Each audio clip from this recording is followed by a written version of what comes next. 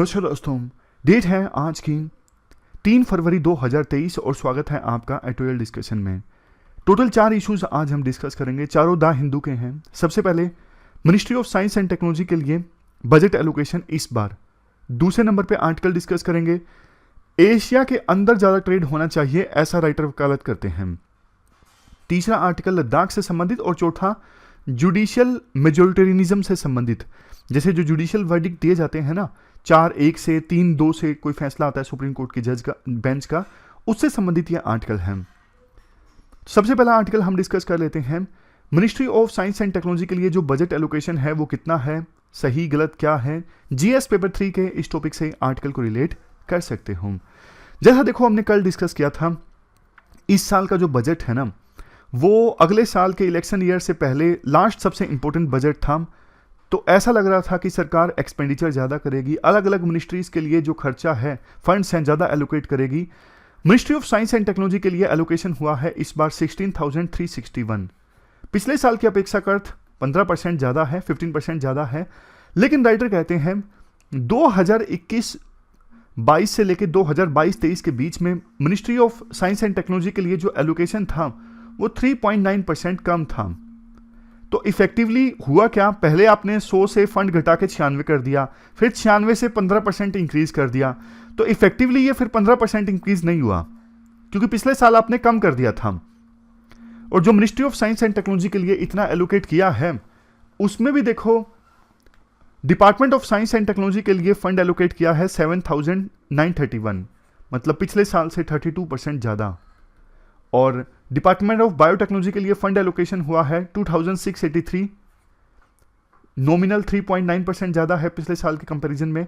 और department of scientific and industrial research के लिए 5,746, यानी 1.9% ज़्यादा पिछले साल के कंपैरिजन में।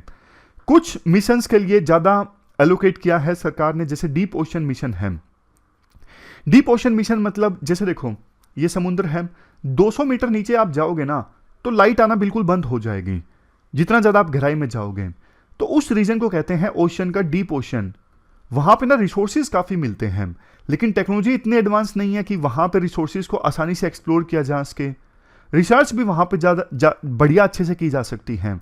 तो सरकार कहती है कि हम डीप ओशन मिशन पे ज़्यादा खर्च करेंगे ताकि रिसोर्सेज के बारे में पता लगाया जा सके, कल को उन्हें यूटिलाइज करना हो तो यूटिलाइज किया जा सके। इसके अलावा सुनामी, क्लाइमेट चेंज, इन चीज़ों से संबंधित भी ज़्यादा जानकारी मिलेगी अगर डीप ओशन मिशन पर सरकार ज़्यादा खर्च करती है। नेशनल रिसर्च फाउंडेशन पे सरकार ज़्यादा खर्च करेगी, ये भी राइटर ने बोला है, मतलब राइटर ने नहीं, बजट में प्रोविजन किया गया है। और कुछ नए मिशन चलाए जाएंगे, जैसे देखो dedicated centre for excellence in artificial intelligence research. Artificial intelligence का कितना स्कोप है आप जानते हो, इतने सारे हम आर्टिकल्स डिस्कस करते हैं। आर्टिफिशियल इंटेलिजेंस को अच्छे से कॉमर्शलाइज किया जा सकता है, तो इसमें डेडिकेटेड सेंटर इस्टेब्लिश किया जाएगा। Next, laboratory made diamonds. एक तो देखो होते हैं नेचुरल डायमंड्स, एक laboratory made diamonds. Carbon seeds को जो माइक्रो ओवन होता है ना, उसमें सुपर हीट किया जाता है ना, तो पार्टिकल्स डायमंड की फॉर्म में क्रिस्टलाइज हो जाते हैं। तो ऐसे जो डायमंड्स है ना, जब बनेंगे हमारे देश में ज़्यादा, तो जो ज़्यादा जॉब्स जनरेट होंगी, ज़्यादा इनका एक्सपोर्ट होगा, देश को फ़ायदा होगा।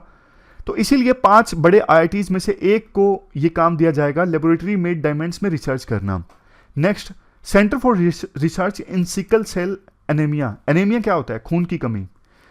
सिकल सेल एनीमिया क्या होता है? देखो, जो अगर किसी पर्सन में जो रेड ब्लड सेल्स है ना, आरबीसी, इनमें से कुछ आरबीसी की, कुछ रेड ब्लड सेल्स की शेप खराब हो जाए, अभी शेप मान लीजिए गोल है, चांद के आकार में शेप होना स्टार्ट हो जाए, तो वो सेल्स डैमेज हो जाते हैं। अब वो सेल्स, ऐसे बहुत सारे आरबीसी डैमेज हो गए, जो हेल्दी आरबीसी हैं उनकी संख्या कम हो गई, तो खून का जो फ्लो है वो प्रभावित होता है, ब्लॉकेड हो जाता है, हाथ सूजने लगते हैं, हाथ पैर सूजने लगते हैं, बहुत थका थका सा महसूस होता है, टायरिंग महसूस होता है। ये सब होता है सिकल सेल एनीमिया में। अब इसका सॉल्यूशन क्या होता है? खून चेंज करवाओ, ट्रांसफ्यूजन करवाओ, बोन मैरो ट्रांसप्लांटेशन करवाओ, ऐसे ऐसे मतलब सॉल्यूशन है। तो इस सिकल सेल एनीमिया से संबंधित ज़्यादा रिसर्च की जाए तो ज़्यादा बेहतर ढंग से पीड़ित लोगों का इलाज किया जा सकता है। तो सरकार कहती है, सरकार ने प्रोविज़न किया कि हम अलग से सिकल सेल एनीमिया के लिए सेंटर इस्टेब्लिश करेंगे ताकि ज़्यादा अच्छे से रिसर्च हो उसके। इसके बाद राइटर बोलते हैं देखो बेसिक रिसर्च के लिए सरकार ने ज़्यादा एलोकेट नहीं किया है। और देखो जितने बढ़िया डेवलप कंट्रीज हैं ना, साउथ कोरिया जैसे देश हैं, वो अपनी जीडीपी का 2% R&D पर खर्च करती है, लेकिन सरकार सिर्फ अभी भी 0.7% ऑफ जीडीपी जो है वो R&D पर खर्च कर रही है, बहुत कम है। और देखो हमारे देश में ना, बल्कि जो साइंटिफिक इंस्टीट्यूशंस है ना, उनकी इतनी कैपेसिटी भी नहीं है, सरकार एक लेवल से ज़्यादा उनको एलोकेट भी कर देना, वो फंड्स एब्जॉर्ब भी नहीं हो पाएंगे, ये भी बड़ी दिक्कत है, समझ गए। अब बहुत सारी लेबोरेटरीज ऐसी हैं जहां पे ना इक्विपमेंट्स बहुत पुराने हैं, और बहुत सारे सेकुलर्स ऐसे हैं जिनको कायदे से जो रिसर्च संबंधित फंड्स हैं वो मिलने चाहिए, लेकिन नहीं मिल रहे हैं, वो सालों से इंतजार कर रहे हैं या फिर कई समय से इंतजार कर रहे हैं, लेकिन फंड्स उनके लिए अवेलेबल नहीं हैं। और लास्ट दिक्कत देखो ये है, अभी भी ज़्यादातर जो रिसर्च है ना, वो किसके द्वारा फंडेड है, वो सरकार के द्वारा फंडेड है। अब यूएसए जैसे देश है ना, वहां पे प्राइवेट कंपनीज, कॉर्पोरेट ग्रुप्स बहुत ज़्यादा पैसा खर्च करते हैं R&D पर, बट हमारे देश में जो कॉर्पोरेट ग्रुप्स है ना, वो उतना ज़्यादा पैसा नहीं खर्च करते R&D पर। तो उन्हें या तो इंसेंटिवाइज करने की जरूरत है, या फिर उनको खुद से देखो आगे आना चाहिए कि सिर्फ सरकार द्वारा फंडेड रिसर्च का फायदा मत उठाइए, खुद भी R&D पर खर्च कीजिए, तभी देश आगे बढ़ सकता है। तो ये पूरा R&D से संबंधित आर्टिकल था कि सरकार ने कितना खर्च किया, कितना खर्च करना चाहिए था। अब हम चलते हैं अगले आर्टिकल की तरफ। इसके बाद नेक्स्ट जो आर्टिकल है, इसमें राइटर कहते हैं एशिया के देशों के बीच में आपस में ज्यादा ट्रेड होना चाहिए। आप जीएस पेपर सेकंड के इस टॉपिक से आर्टिकल को रिलेट कर सकते हो।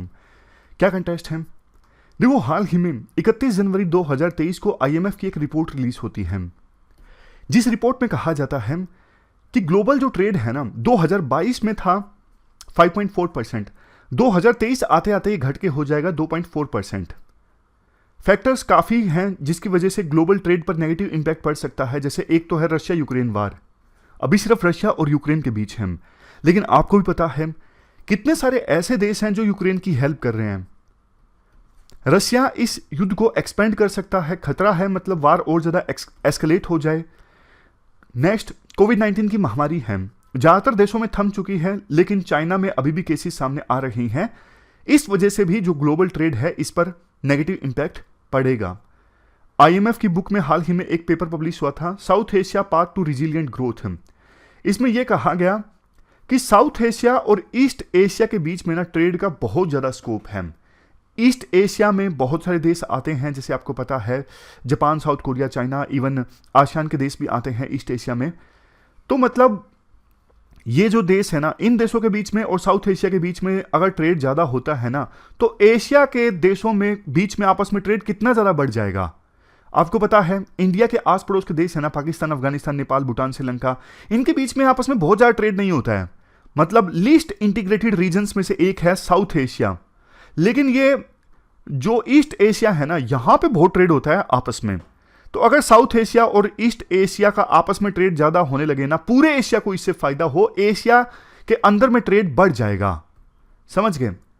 अब इसके लिए ना कुछ सजेशंस देते हैं राइटर। सबसे पहला सजेशन ये है, रीजनल ट्रेड इंटीग्रेशन अगर हमें इंश्योर करना है ना, तो जो बैरियर्स हैं, चाहे वो इंपोर्ट टैरिफ हो या फिर नॉन टैरिफ हो। इंपोर्ट टैरिफ तो जैसे सीधा सीधा है, नेपाल इंडिया से कोई चीज़ इंपोर्ट करता है तो उस पर कस्टम ड्यूटी लगती है, ये है इंपोर्ट टैरिफ, इंपोर्ट बैरियर्स।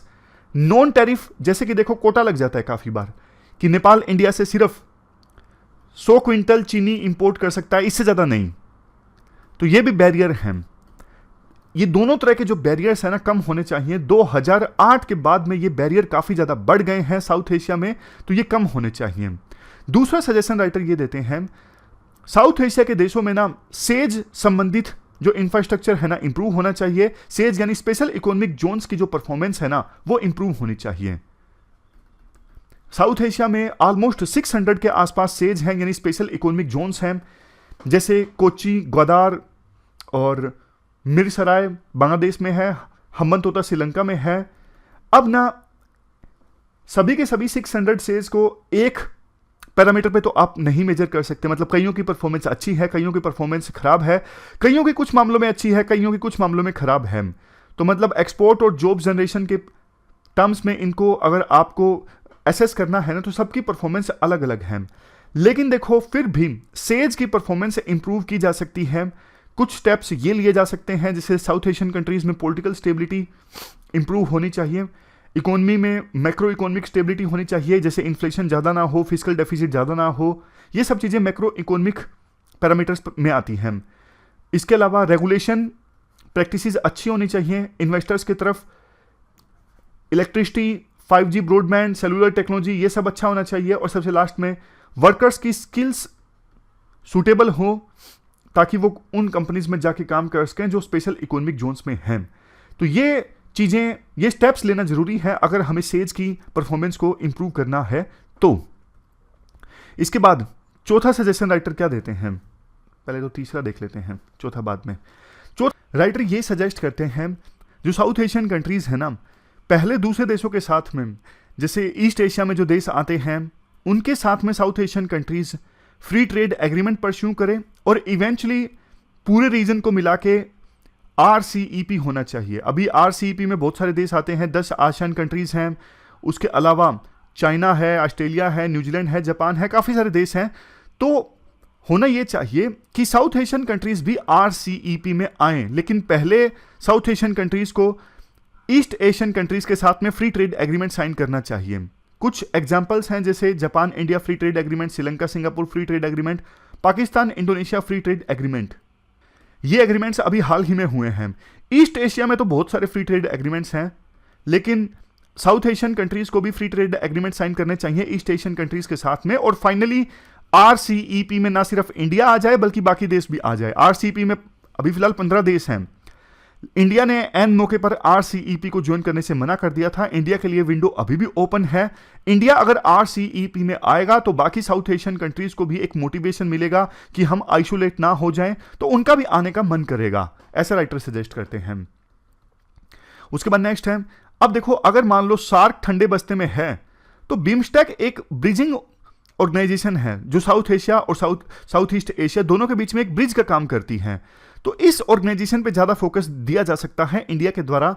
ये एक प्रकार से काम करेगी कि साउथ एशिया और साउथ ईस्ट एशिया या फिर यूं कहें ओवरऑल ईस्ट एशिया के बीच में ट्रेड को और ज्यादा इनहेंस किया जाए।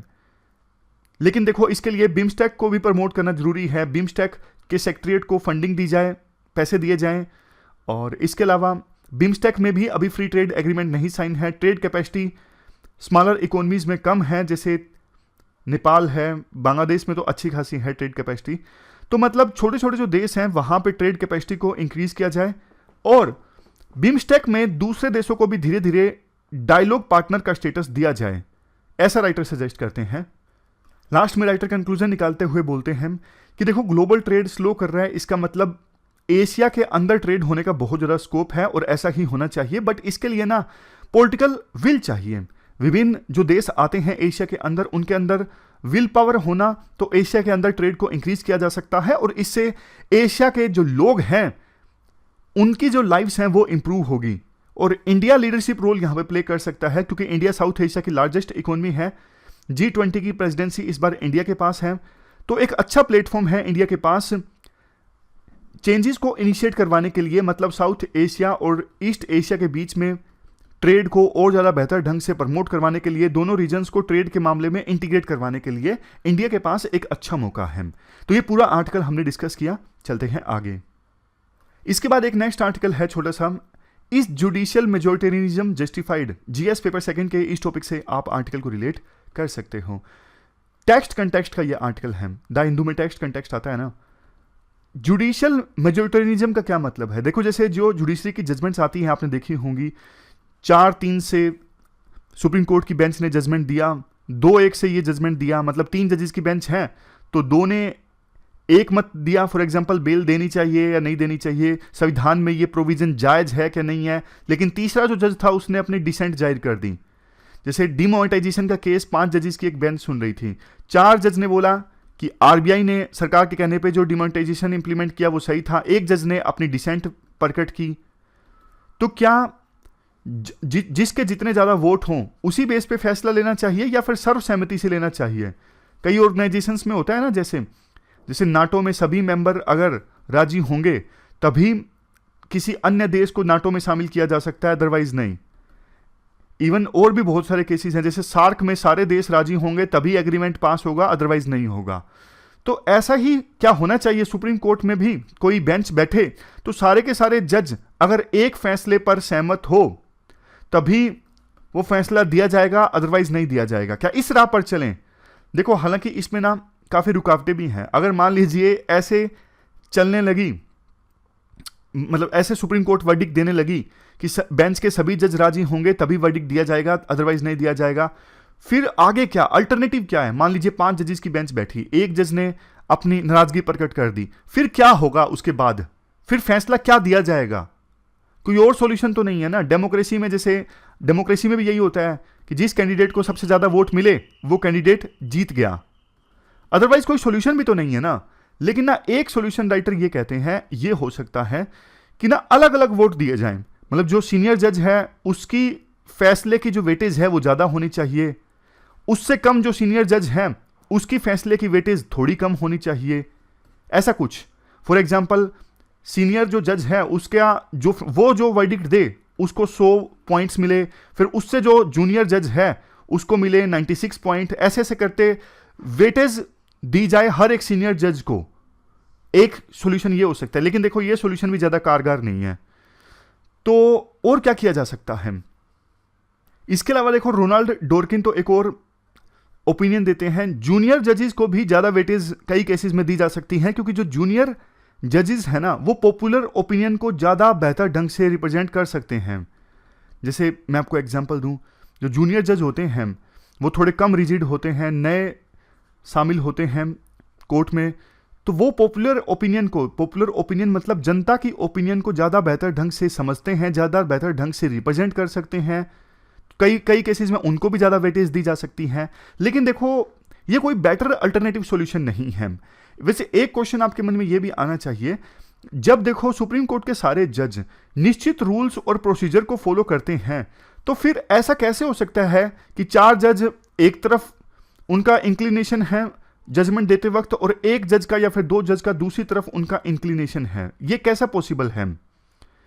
देखो, आर्टिकल में कहा जाता है कि मेथोडोलॉजी में गलती हो सकती है। हो सकता है 4 जजेस ने अपने कंक्लूजन तक पहुंचते वक्त अलग मेथोडोलॉजी अपनाई हो, उसमें कोई गलती रह गई हो, और बाकी एक जज ने जो मेथोडोलॉजी अपनाई वो सही अपनाई, ऐसा भी हो सकता है। मतलब कई बार तो देखो ऐसा भी हुआ है, जैसे एडीएम जबलपुर का केस था, जिसे इंडियन जुडिशरी के नाम पर काला धब्बा कहा जाता है, क्लंक है एक प्रकार से। एडीएम जबलपुर वर्सेस शिवकांत शुक्ला 1976 का केस है, उसमें इमरजेंसी लगी हुई थी, तो इवन राइट टू लाइफ को प्रोटेक्ट नहीं कर पाया था सुप्रीम कोर्ट का वो बेंच। लेकिन एक जज थे HR खन्ना, उन्होंने डिसेंट व्यक्त की थी, उन्होंने कहा था कि राइट टू लाइफ से वंचित नहीं किया जा सकता जनता को, इवन इमरजेंसी लगी हो तो भी। तो एक जज ने जो डिसेंट व्यक्त किया था वो बिल्कुल सही था, और 4 जजेस ने जो फैसला दिया था वो गलत था। तो कई बार जो माइनॉरिटी डिसेंशन होता है ना वो भी सही होता है। तो क्या ये जस्टिफाइड है कि सिर्फ मेजोरिटी से जो फैसला लिया जाए वही सही हो? और कई बार देखो ये भी देखा जाता है कि चीफ जस्टिस ऑफ इंडिया की बेंच में ना आमतौर पे ना सर्वसहमति होती है। मतलब ऐसा पता क्यों है? शायद जजेस चीफ जस्टिस ऑफ इंडिया से डरते हैं, या फिर उन्हें लगता है कि वो नुकसान पहुंचा देंगे, वो उन्हें अच्छे केसेस नहीं देंगे बाद में अगर हमने उनके खिलाफ जाके अपनी ओपिनियन प्रकट की तो। मतलब जिस बेंच में चीफ जस्टिस ऑफ इंडिया होते हैं ना, उस बेंच में आमतौर पर डिसेंशन नहीं देखने को मिलती है। तो ये भी एक प्रकार से क्वेश्चन रेज करता है कि बाकी बेंचेस में डिसेंशन जब आ सकती है तो चीफ जस्टिस ऑफ इंडिया के सामने जजेस अपनी डिफरेंट ओपिनियन क्यों नहीं प्रकट करते? तो ये पूरा आर्टिकल है, एथिक्स में भी आप ये एस्पेक्ट यूज कर सकते हो, इस जुडिशियल मेजोरिटेनिज्म जस्टिफाइड। अब चलते हैं आगे। इसके बाद देखो लास्ट जो आर्टिकल है लद्दाख से संबंधित है। इंडियन एक्सप्रेस और दूसरे न्यूज़पेपर्स में भी इस इशू को कवर किया जा रहा है, क्योंकि वहां पे ना सोनम वांगचुक जो 3 इडियट्स में फुनसुक वांगडू का किरदार है ना, वो इन्हीं से प्रभावित है। मैकेनिकल इंजीनियरिंग इन्होंने की थी, काफ़ी सारी अच्छी इन्वेंशंस की हैं, जैसे पानी को प्रिजर्व करने के लिए स्तूपा का कंसेप्ट, आइस स्तूपा का कंसेप्ट ये लेकर आए थे, और भी ऐसा टेंट इन्होंने डेवलप किया जो सोलर एनर्जी से गर्म रहता है, ताकि हमारे जो जवान वहाँ पे तैनात हैं वो आसानी से अपनी जॉब वहाँ पे परफॉर्म कर सकें। ऐसी अनेकों तरह की इन्वेंशंस ये लेके आए हैं, और लद्दाख में वो बच्चे जो पिछड़ जाते हैं उनके लिए बढ़िया से स्कूल इन्होंने इस्टेब्लिश किया, जैसा कि 3 इडियट्स मूवी में दिखाया गया था। ये अभी प्रोटेस्ट कर रहे हैं, फास्ट पर हैं, ये कहते हैं कि लद्दाख को ना 6 शेड्यूल में जान देना चाहिए। 6 शेड्यूल में कोई भी रीजन देखो तब डाला जा सकता है जब वहां पे लोकल पॉपुलेशन की संख्या 50% या फिर उससे ज्यादा हो। ये कहते हैं यहां पर तो 95% ट्राइबल्स हैं, तो डाल देना चाहिए लद्दाख को, क्योंकि यहां पे ना क्लाइमेट चेंज का बुरा असर हो रहा है, लोकल आइडेंटिटी यहां पे नष्ट हो रही है, क्योंकि बहुत सारा टूरिज्म बढ़ गया है, इकोलॉजी काफी ज्यादा कमजोर हो गई है। इस वजह से 6 शेड्यूल में अगर डाला जाता है लद्दाख को तो ऑटोनॉमी मिलेगी, अपने हिसाब से लद्दाख रीजन गवर्न कर सकेगा। बल्कि ये भी कह रहे हैं कि देखो अभी जो सिचुएशन है ना, जो एलजी का वहां पे शासन है, तो एलजी हमारी सुनता नहीं है किसी की भी, लोकल प्रशासन हावी है लेकिन वो किसी की सुनता नहीं है, दबाने का प्रयास करता है। इससे अच्छा तो सिचुएशन पहले ही थी जब जम्मू एंड कश्मीर को 2 यूटीज में नहीं डिवाइड किया गया था। तो इनकी ये भी मांग है कि देखो लद्दाख रीजन जो है आज़ादी के बाद से ही ये मांग कर रहा है कि उन्हें 6 शेड्यूल में डाल दिया जाए, लेकिन अभी तो बिल्कुल सही समय था 6 शेड्यूल में डालने का, लेकिन अभी तक 6 शेड्यूल में नहीं डाला गया है। इसी को लेकर प्रोटेस्ट चल रहा है, समझ गए? तो ये पूरा इशू ब्रीफ में हमने समझा और डिटेल से इस पे आर्टिकल आएगा लद्दाख रीजन पे, तो वो भी हम डिस्कस करेंगे। वैसे पॉलिटिक्स रिलेटेड पॉइंट्स तो हैं, जैसे कि 2 लोकसभा सीट्स बनाने की मांग भी चल रही है, एक लेह के लिए अलग और कारगिल के लिए अलग। कारगिल में मतलब जो लोग रहते हैं ना, वो बल्कि ये चाहते हैं कि जम्मू एंड कश्मीर का पार्ट होना चाहिए लद्दाख, और अलग नहीं होना चाहिए था। तो लद्दाख रीजन में भी आपस में लोग अलग अलग रीजन से, कारगिल के लोग अलग कुछ चाहते हैं, लद्दाख के लोग अलग कुछ चाहते हैं। और खतरा देखो चाइना से भी है, चाइना वहां पे काफी बार इंकर्जन्स कर चुका है। तो ये पूरा आर्टिकल हमने ब्रीफ में डिस्कस किया लद्दाख से संबंधित। ये थी हमारी आज की डिस्कशन। फिलहाल इस डिस्कशन में इतना ही है। Thank you very much for discussion.